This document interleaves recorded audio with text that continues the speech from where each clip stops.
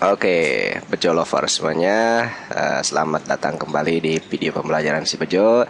Masih bersama Om Bejo di sini. Oke, untuk hari ini kita akan mencoba membahas tentang sebuah materi lanjutan dari yang kemarin, itu judul bab gedenya adalah induksi elektromagnetik. Oke, kita akan bagi beberapa sub pokok bahasan yang akan kita bahas hari ini tentang itu flux magnet. Nah, ini flux magnet itu adalah pengantar untuk ketika akan kita bahas lebih banyak tentang induksi elektromagnetik. Kalau bicara induksi elektromagnetik, kamu bayangin aja salah satu alatnya itu misalkan adalah dinamo aja deh. Nah, dinamo misalkan di sepeda itu, nah, misalkan untuk menghasilkan lampunya nyala, berarti kan harus ada dinamonya tuh. Nah, yang namanya dinamo itu termasuk konsep dari induksi elektromagnetik. Nah, sekarang kita akan membahas tentang apa itu flux magnet. Nah, arti fisiknya apa sih Om flux magnet itu? Oh ya udah, ini kata dasar magnet, saya yakin kamu udah tahu. Magnet itu kan terdiri dari kutub utara sama kutub selatan. Nah, kalau kita ilustrasikan kayak gini deh. Nah, kalau kamu punya magnet, nah magnet punya kamu nih,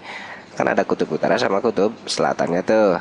Oke, sebelumnya kamu udah belajar di medan magnet, artinya yang namanya garis-garis gaya magnet itu berarah dari kutub utara menuju kutub selatan kan ya. Oke, berarti di sini tuh ada garis-garis gaya magnet. Nah, terus kamu misalkan di sini punya, nah ada kawat yang dibentuk misalkan persegi aja atau persegi panjang membentuk suatu luasan misalkan ya. Berarti kan di sini sebenarnya ntar ada garis-garis gaya magnet yang menembus luasan tersebut ya. Misalkan nih ada garis gaya magnet saya gambarin sama warna hijau. Nah, ini set tuh. Oke, nah misalkan kayak gitu. Oke, berarti kan di situ ada garis-garis gaya magnet yang menembus suatu luasan yang misalkan kita simpulkan luasnya itu A. Nah, kalau kamu gerak-gerakin misalkan maju atau mundur, berarti kan ntar ada jumlah garis gaya magnet yang menembusnya itu ada yang banyak misalkan atau ada yang sedikit. Berarti kalau misalkan kamu gerak-gerakin si magnetnya mundur atau mundur, berarti kan di sini terjadi perubahan garis-garis gaya magnet yang menembus luasan yang kamu punya. Nah, ketika ada perubahan suatu garis-garis gaya magnet, maka ntar ketika kamu pasangin di sini suatu galvanometer atau ampermeter, maka di sini akan terjadi yang namanya ada aliran listrik. Nah, kita sebutnya arus induksi. Oh, berarti yang namanya flux magnet itu apa sih Om? Nah, kalau secara matematisnya yang namanya flux magnet itu adalah, nah simbolnya kan gini flux itu. Nah, ini flux nih. Nah, garis medan magnet, garis gaya medan magnet, nah, yang menembus suatu luasan yang luasnya misalkan A. Nah, secara tegak lurus si bidangnya misalkan. Nah, berarti yang namanya besarnya itu berarti BA cos theta. Nah, di sini juga hati-hati nih, yang namanya theta di sini adalah, nah, ntar kalau diilustrasikan jadi gambarnya seperti ini deh. Nah, misalkan ini luasannya nih. Ini kamu saya contohin satu garis gaya magnet untuk sudut theta terhadap siapa nih? Garis normal. Jadi yang namanya theta di situ adalah sudut yang dibentuk oleh medan magnet sama garis normal. Jadi yang namanya theta itu sudut antara medan magnet dan garis normal, bukan medan magnet terhadap bidang si luasannya.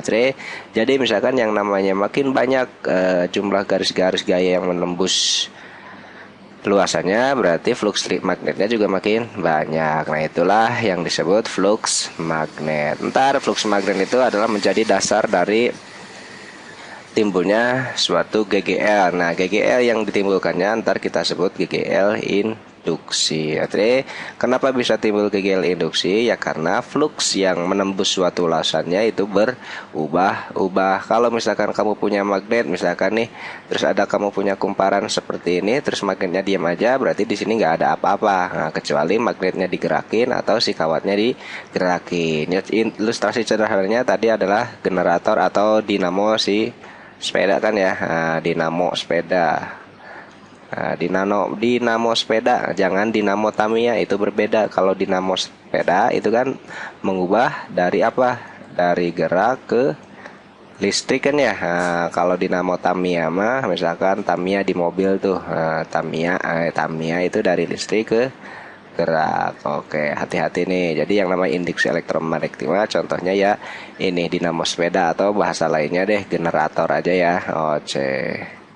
Kalau misalkan sepedanya diam, nah berarti tidak bergerak tuh. Nah, lampunya pasti mati. Artinya di sana tidak terjadi perubahan flux atau tidak terjadi perubahan garis-garis gaya magnet yang menembus suatu luasannya. Oke, jadi syaratnya timbul GGL induksi itu ketika ada perubahan flux magnet. Oke, nah itu apa namanya dasar dari sebuah prinsip kerja dari sebuah generator. Oke, nah ini yang kita sebut dengan flux magnetik. Oke, kalau misalkan contoh matematisnya kayak gini deh. Nah, misalkan nih contoh matematis ketika ada soal tentang flux. Ada suatu medan magnet mempunyai induksi magnetiknya misalkan 400 Tesla. Nah, membentuk sudut nih misalkan 30 derajat terhadap. Nah, ini biasanya pembuat soal itu terhadap bidang datar. Oke, maka yang ditanya berapa fluxnya? Oke, jika luasan yang ditembusnya misalkan 1 meter persegi. Berarti kan kalau kamu jawab yang namanya flux itu kan tadi apa? BA cos theta. Oke, berarti B-nya misalkan kamu anggap 400, luasannya tadi 1. Nah, di sini hati-hati cosnya kamu pakai yang mana?